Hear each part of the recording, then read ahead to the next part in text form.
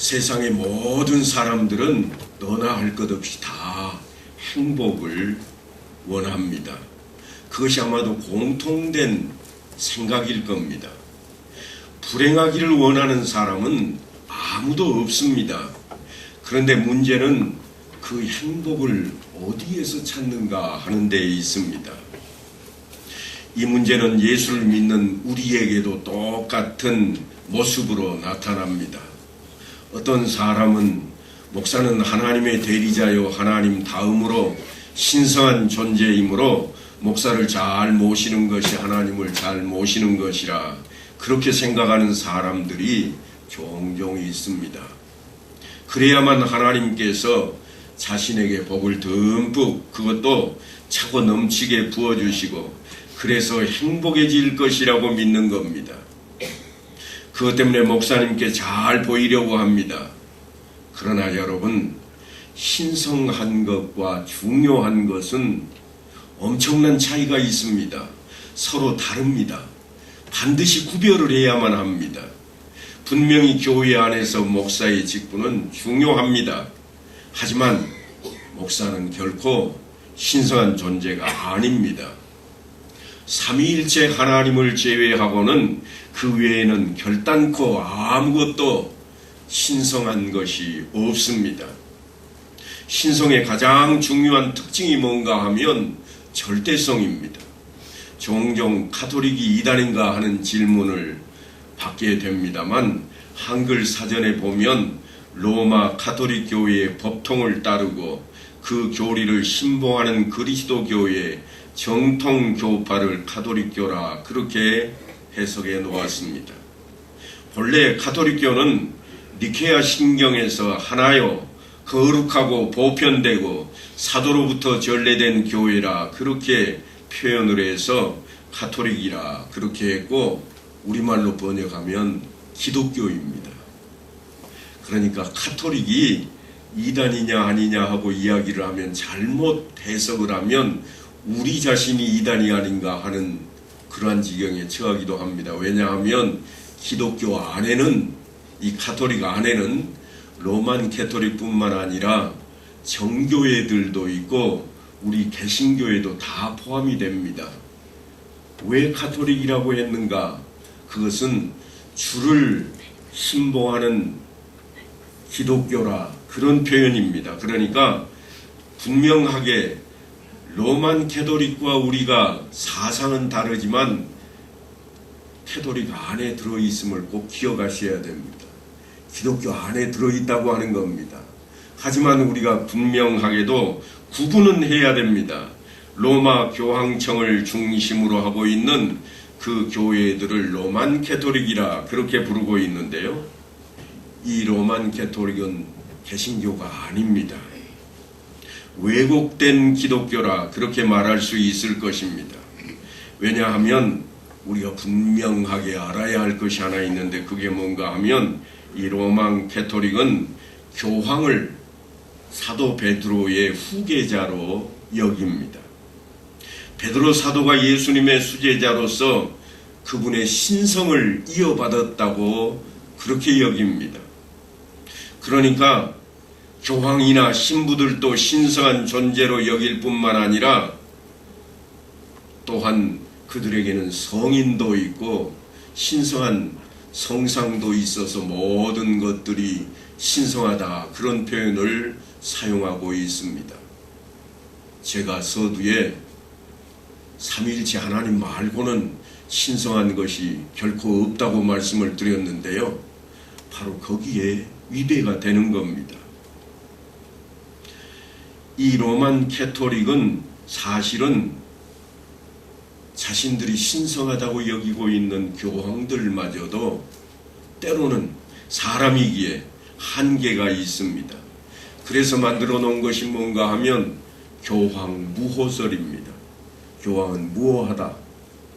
혹시 실수를 하더라도 무호하다고 여겨버리는 겁니다. 이런 사실이 우리에게 전해지게 되어서 이제 개신교에서는 로만 캐토릭을 이단시하고 있는 것이 분명합니다. 또 하나가 있습니다. 그게 뭔가 하면 마리아는 삼위일체 하나님과 동등할 수가 없습니다. 성자이신 예수님을 낳은 둘도 없는 중요한 존재임에 분명합니다. 하지만 마리아 역시 사람입니다. 예수님의 육친인 동생들을 엄연히 낳았음에도 불구하고 아직도 일부에서는 동정녀로 생각을 합니다. 우리가 착각하면 안 됩니다. 동정녀로 예수님을 탄생시킨 인물이기는 하지만 그가 계속 동정녀였는가? 그렇지 않다고 하는 겁니다.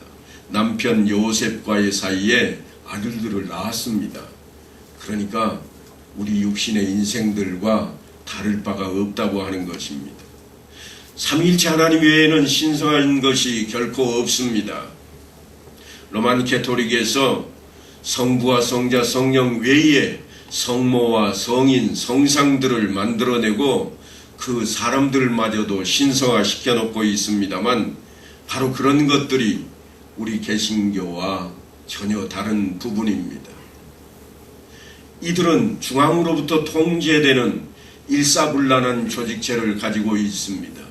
아니, 요즘은 우리 개신교 내에도 일부 분파는 그런 모습을 띠기도 합니다. 그래서 마치 목사가 신성한 존재인 것처럼 그의 말 한마디면 모든 것이 다 하나님의 뜻대로 이루어지는 것처럼 그렇게 전하는 경우가 있습니다만 결코 성경을 떠나서는 우리가 그렇게 해석을 해서는 안 될 것입니다.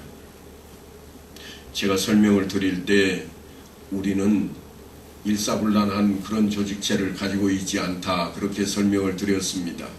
왜냐하면 개신교는 교단이 개교회를 통제하지 못합니다. 어떤 이야기인가 하면 개교회가 교단이 마음에 안 들면 탈퇴해버리면 그만입니다. 그러다 보니까 오히려 개교회의 목사가 자신이 하고 싶은 대로 하는 그런 오류를 범할 수 있는 가장 큰 이유가 되어버렸습니다. 그러니까 자만하면 안 됩니다. 우리는 개신교 안에 있으니 결코 우리는 잘못될 일이 없다. 아니요, 잘못될 가능성이 훨씬 더 많이 있습니다.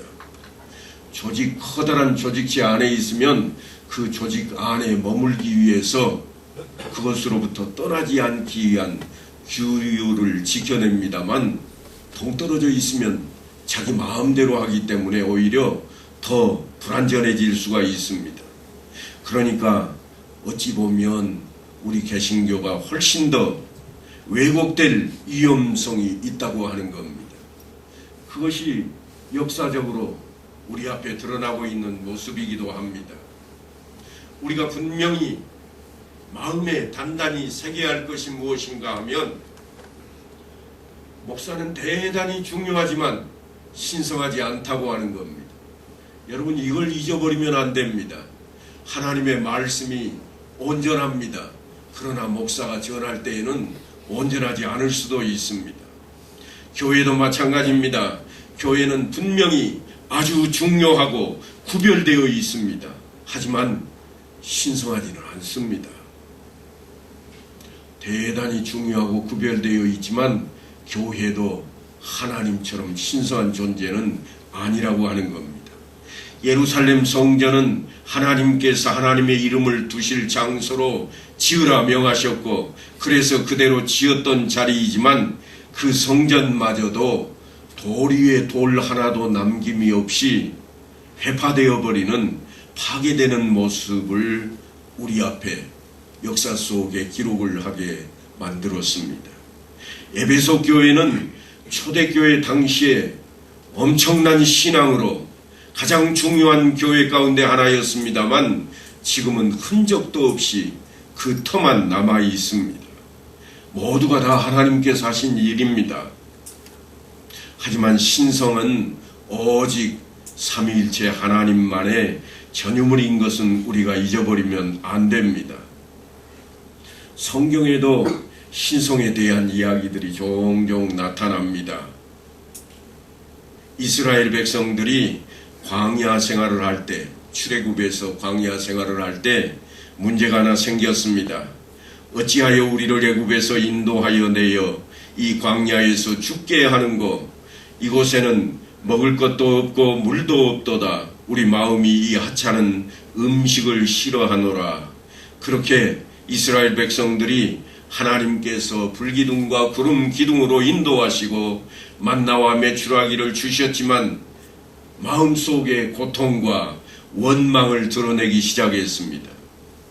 만나와 메추라기는 어느덧 하찮은 음식이 되어버렸고 물이 부족한 광야 길은 불평거리가 되어버리고 말았습니다.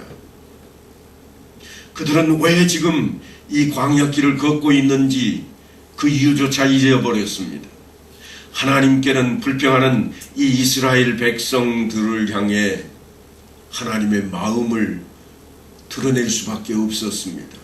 그래서 하나님께서 그의 마음을 드러내신 게 뭔가 하면 불뱀을 그들에게 보내는 것이었습니다. 원망하는 자마다 불뱀에 물려서 죽게 만들었던 것입니다. 하지만 모세가 하나님께 기도합니다. 하나님, 이들을 여기서 죽이고자 인도해 내셨나이까? 살려주옵소서. 그 기도를 들으실 때에 하나님께서는 새로운 길을 하나 더 제공을 하십니다. 모세에겐 놋뱀을 만들게 하셨고 모세가 놋뱀을 만들어 장대 위에 다니 뱀에 물린 자가 놋뱀을 쳐다본 즉 모두 살았더라. 불뱀에 물려서 죽게 되었는데 놋뱀만 쳐다보면 사는 겁니다. 그래서 이스라엘 백성들이 문제만 생기면 놋뱀을 쳐다봤습니다. 놋으로 만들어 놓은 장대 높이 달려있는 이 놋뱀이 신성시 되어버렸던 것입니다. 그들이 하나님을 섬기지 않은 게 아닙니다. 하나님은 우리의 하나님이시라, 여호와시라 그렇게 외치고 있었지만 그러나 그들의 역사를 보면 히스기야 때에 이런 이야기가 기록이 됩니다. 히스기야가 그의 조상 다윗의 모든 행위와 같이 여호와께서 보시기에 정직하게 행하여 그가 여러 산당을 제거하며 주상을 깨뜨리며 아세라 목상을 찍으며 모세가 만들었던 놋뱀을 이스라엘 자손이 이때까지 향하여 분향함으로 그것을 부수고 느우스단이라 일컬었더라. 이스라엘 백성들이 하나님 앞에 성전에 가서만 제사를 드린 게 아니라 놋뱀이 세워져 있는 곳 앞에 가서도 향을 피우면서 그 앞에 머리를 숙였습니다. 놋뱀을 신성시하고 있다는 이야기입니다.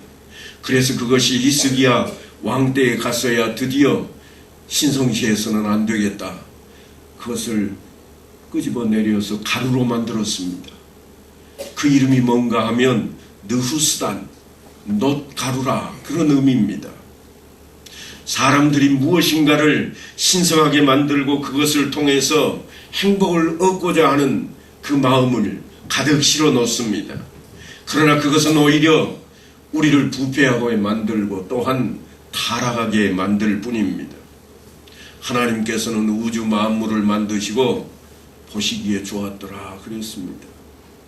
또한 사람을 만들어 놓고는 심히 좋았더라 그럽니다. 그러니까 우리가 하나님 뜻에 합당하게 살기만 한다면 하나님이 심히 좋아하시는 그 자리에 있게 될 것입니다. 하나님이 심히 좋아하시는 자리, 그게 어떤 자리인가 하면 우리가 흔히 말하는 행복의 자리입니다. 부활하신 주님께서 주일날 저녁에 집안에 모여있는 제자들을 찾아오셨습니다. 그리고 그들에게 에이레네라 하는 헬라말로 인사를 합니다. 이게 무슨 뜻인가 하면 너희에게 평강이 있을지어다.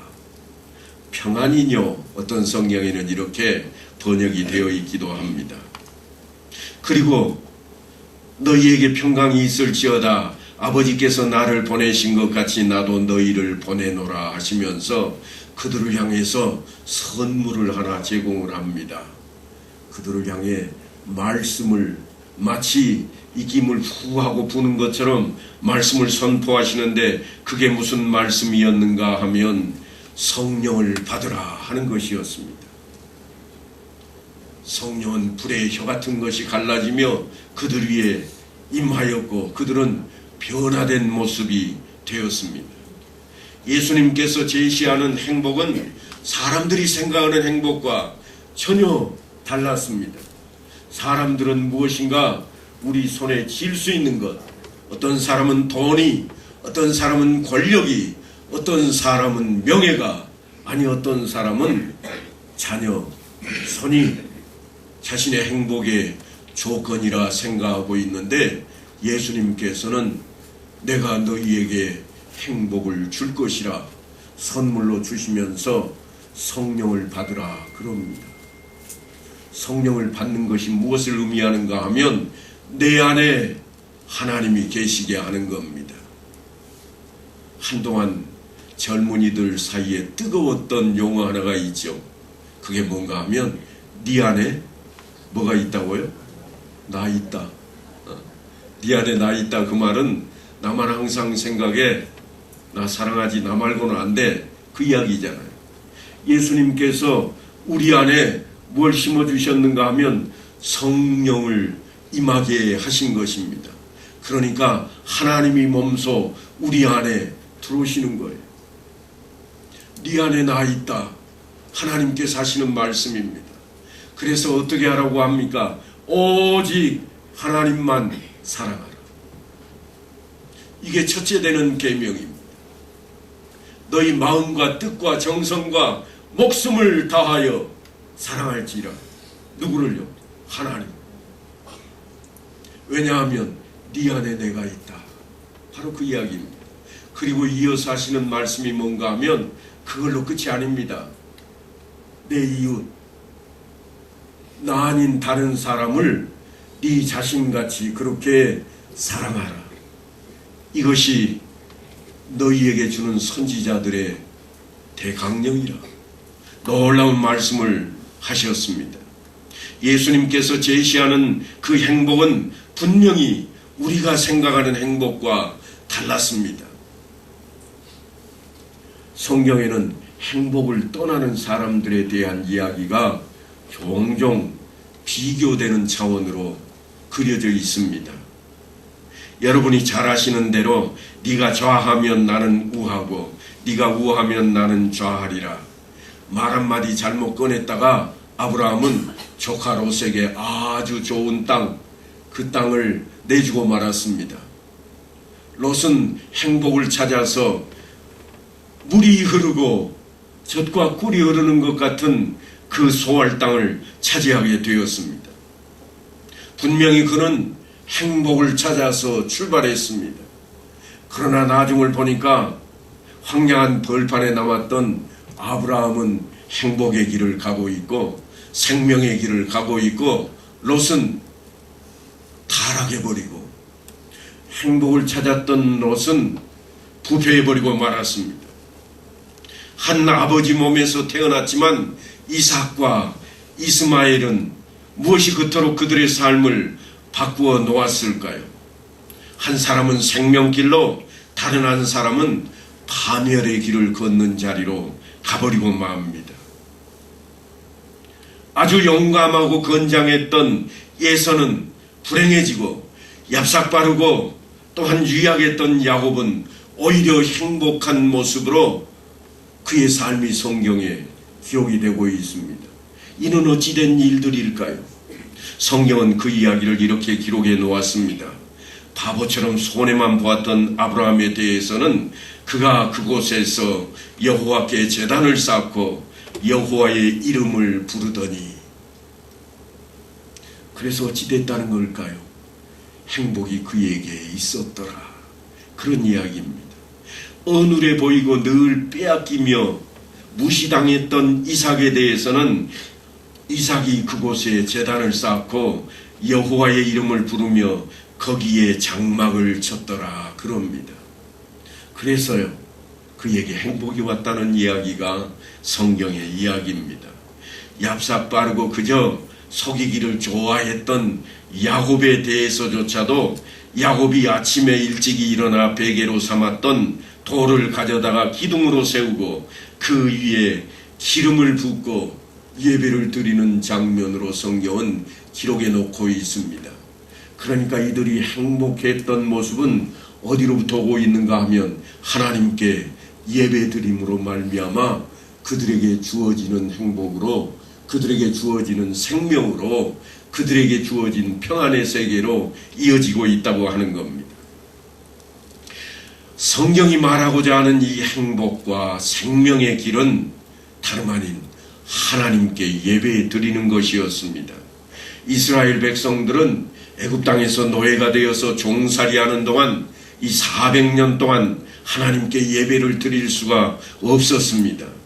애굽의 노예가 되어서 그들은 그들 앞에 엎드릴 수밖에 없었습니다. 절망하고 탄식하는 그런 삶에, 괴로운 삶에 연속된 세월이었습니다. 그때 모세가 바로를 찾아가서 하나님의 명령을 전하는데 이렇게 전합니다. 내 백성을 보내라. 그들이 나를 섬길 것이니라. 섬기다 하는 이 말은 예배드리다, 그런 용어입니다. 그래서 여러분이 잘 알고 있는 서비스라고 하는 다른 사람을 섬기는 그 일이 예배라는 단어로 영문에서는 번역이 되곤 합니다. 그러니까 하나님을 섬기는 그 자리가 다름 아닌 구원을 얻는 자리로 우리 앞에 드러난다고 하는 겁니다. 출애굽기 3장에 보면 네가 그 백성을 애굽에서 인도하여 낸 후에 너희가 이 산에서 하나님을 섬기리니 이것이 내가 너를 보낸 증거니라. 하나님께서 모세를 부르시고 너 저 애굽 땅에 가서 내 민족을 이끌어내라 하실 때에 내가 무슨 자격으로 갑니까? 뭔가 증거를 좀 보여주소서 했더니 하나님께서 증거를 보여주시는데 그 앞에 뭔 기적을 펼치는 게 아닙니다. 야, 걱정 말고 가서 끓이고 나와. 네가 서 있는 이 땅에서 그 백성들이 내 앞에 예배 드릴 거야. 이게 증거라. 그렇게 말씀을 하셨습니다. 믿음의 조상들은 스스로 단을 쌓았고 하나님을 섬겼지만 이제 하나님께서는 수많은 이스라엘 백성들을 예배 받으시기 위해서 한 장소인 성소를 지정하시고 성막으로 그들에게 짓게 만들고 있습니다.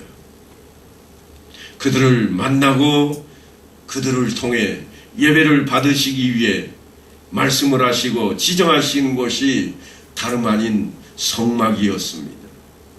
그들은 지금 구원의 증거를 직접 체험하며 믿음의 조상들이 그랬던 것처럼 행복문, 생명의 길을 열고 있습니다. 그러니까 이스라엘에게 있어서 이 성막은 오늘날 우리에게 있어서 다름 아닌 교회와도 같습니다. 우리에게 주님께서 교회를 허락하신 것은 하나님께서 예배를 받으시기 위한 자리입니다. 그래서 우리가 진정으로 예배를 드리고 있다면 그것은 다름 아닌 우리에게 하나님께서 펼쳐주신 구원의 증거라 말할 수 있습니다. 예배는 평강의 통로입니다. 주님께서 제자들에게 너희에게 평강이 있을지어다 하는 이 자리는 너희 안에 하나님이 거하실 것이니, 그래서 오늘 기도 시간에도 장로님께서 잠깐 언급을 하셨습니다만 사람의 제일 되는 목적이 무엇인가? 그것은 다름 아닌 하나님을 영화롭게 하고 그를 즐거워하는 것이라. 우리가 사는 목적, 우리가 존재하는 목적이 하나님께 예배 드리는 데 있다고 하는 사실을 잊어버리면 그것은 곧 타락의 길로 갈 수밖에 없는 것입니다. 그것을 잊지만 않는다면, 그래서 오직 하나님께 영광 돌리는 자리로 목적을 삼는다면 우리에게 선물이 뒤따라올 것인데 그것은 은혜요 또한 행복인 우리로 하여금 평안의 복이 임하게 될 것입니다. 그래서 우리는 이 하나님의 마음을 담고 있는 성막을 귀하게 들여다 봐야만 할 것입니다. 지금 제가 무슨 이야기를 하려고 이렇게 장황하게 이야기를 이끌어냈는가 하면 번제단에 대한 이야기를 하려고 지금까지 이야기를 아주 길게 했습니다.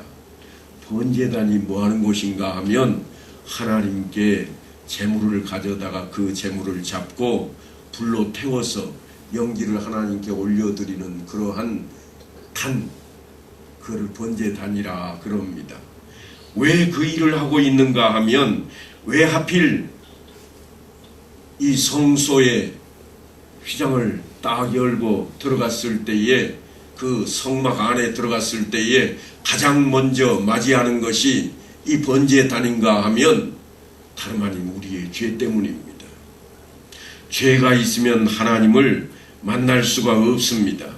아직 성소 안에는 들어가지도 않았습니다. 성소 안이라고 하는 것은 저 안쪽에 있는 지성소에 법궤가 있고 법궤 위에 하나님께서 머무시는 희혼자가 있을 것입니다. 그런데 하나님을 만날 자리까지는 아직도 들어가지도 않은 자리입니다. 그러니까 무슨 이야기인가 하면 예배가 시작되지 않았다고 하는 겁니다. 예배는 언제부터 시작이 되는가? 우리의 죄가 사해져야 시작이 되는 겁니다. 그래서 우리가 예배를 드릴 때마다 가장 먼저 하는 행위가 뭔가 하면 신앙 고백입니다. 우리가 우리의 대속제물로 죽으신 예수를 믿노라고 고백함으로써 우리의 죄사함을 받고 하나님 앞에 나아갈 수 있게 된다고 하는 것입니다.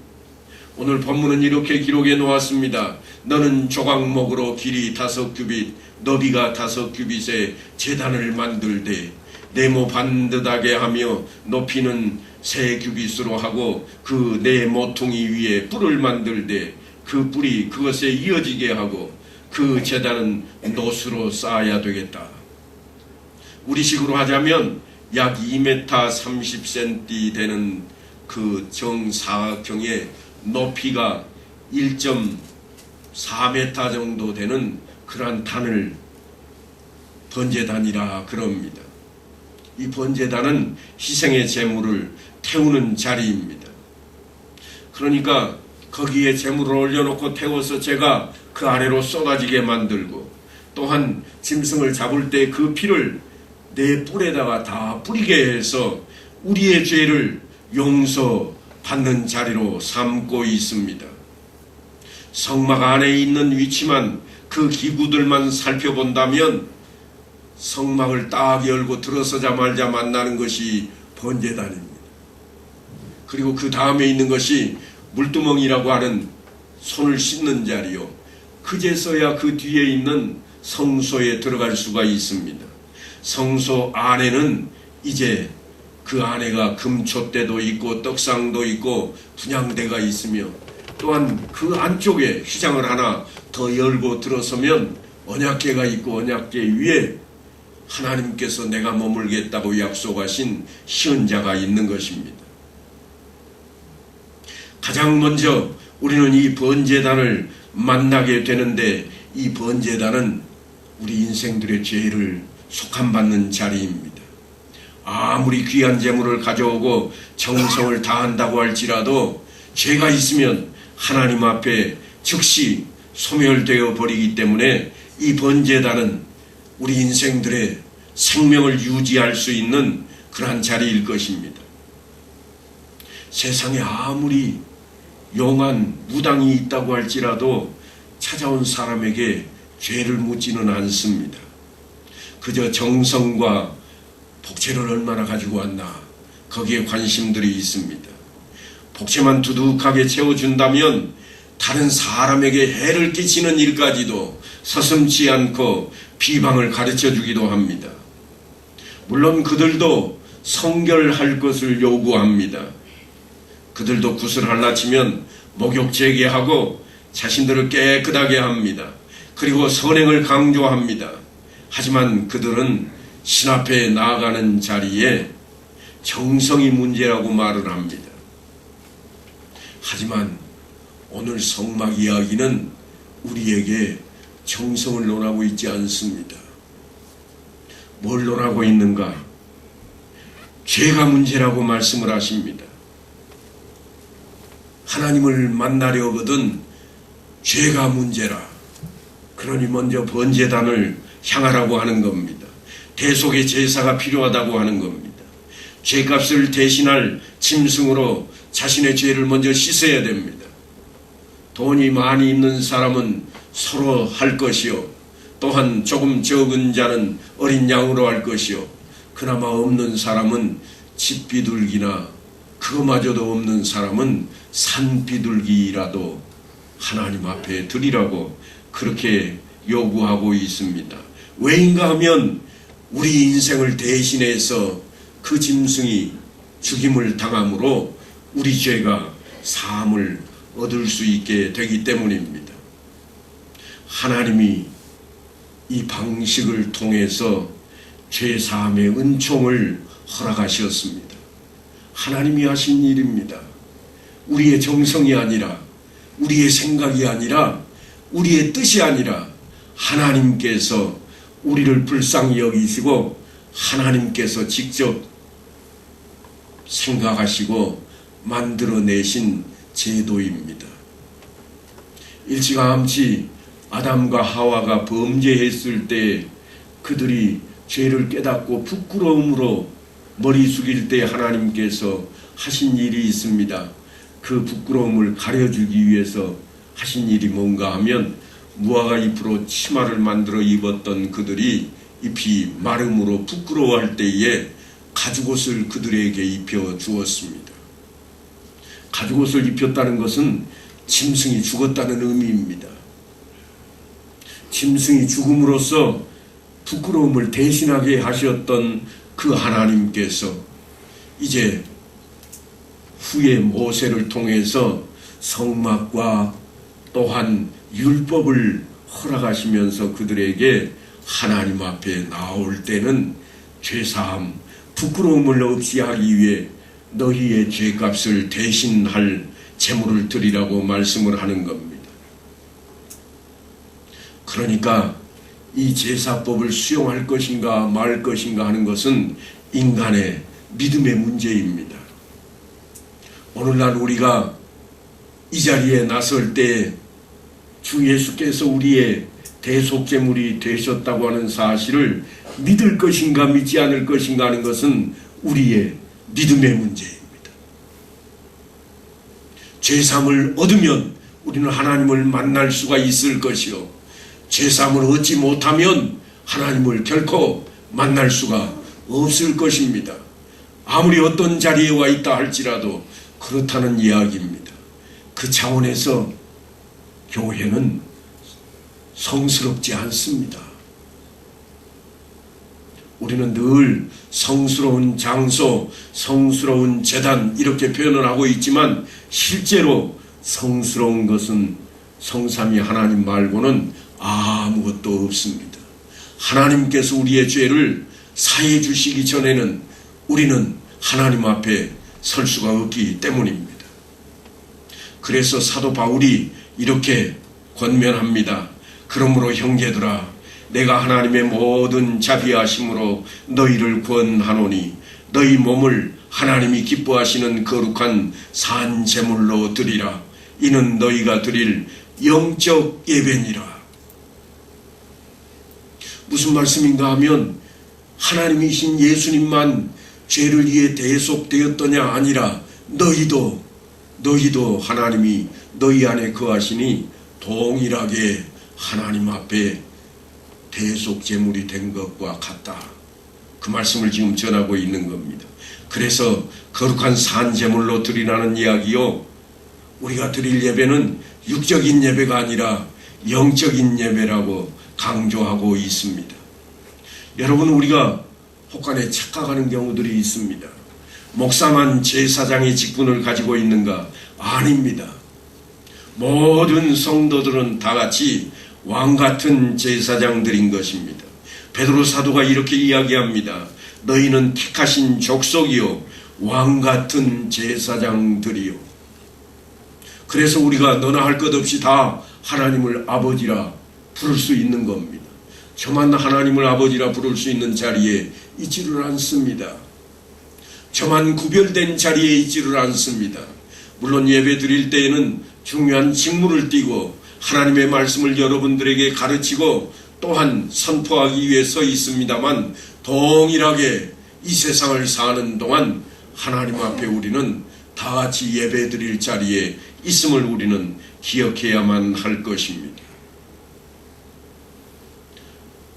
그래서 우리 모두가 대제사장이 되시는 예수 그리스도께서 몸소 우리의 죄값을 대신 지시고 대속제물이 되어주신 그 역사 앞에 이제 우리 모두가 하나님 앞에 제사장의 직분으로 예배 드리는 자리에 나가야만 할 것입니다. 바로 그 번제단이 십자가를 상징하고 있습니다. 구약의 제사에서는 짐승을 잡아서 대속제물로 삼았다면, 오늘날 우리가 하나님 앞에 나아가는 길목에는 예수 그리스도께서 달리셨던 그 십자가가 대속제물이 되어서 우리를 하나님 앞에 예배드릴 수 있도록 인도하시는 상징이 되었다고 하는 것입니다. 그러므로 예수 그리스도의 십자가를 통해서만 하나님 앞에 나아갈 수가 있습니다. 이제 내가 곧 길이요 진리요 생명이니 나로 말미암지 않고는 아버지께로 올 자가 없느니라 하신 그 주님의 말씀을 따라 그 길을 찾아 온전히 바른 모습으로 예배드리는 삶을 살아가는 성도들이 다 되시기를 간절히 축원합니다.